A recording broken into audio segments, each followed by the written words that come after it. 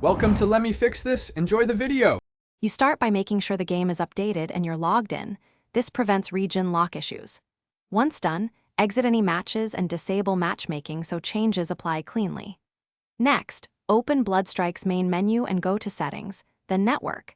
This is where server selection lives. You do this now to avoid disconnects. By preparing these basics first, you reduce the chance of queue errors and ensure the client will register the new server correctly when you proceed. Now use the server dropdown to pick the region or specific host you want. You choose based on where teammates or lowest latency are. Make sure to read the ping numbers listed. Lower and stable ping usually means smoother play. After selecting, press Apply or Save so the client updates routing. Then immediately run the built-in network test or a quick practice match to confirm the switch. This verifies both connection and matchmaking compatibility before you join competitive lobbies. Finish by restarting the game client if the server change doesn't seem to apply.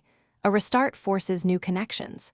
If you still see high ping, flush your DNS, check background apps, or briefly test via a VPN to isolate routing issues.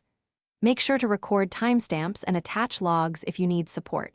This speeds resolution. If matchmaking rejects the region, that often means a temporary lock or server maintenance. So recheck after a few minutes or contact support with those details. Thanks for watching. If you found this helpful, don't forget to like and subscribe.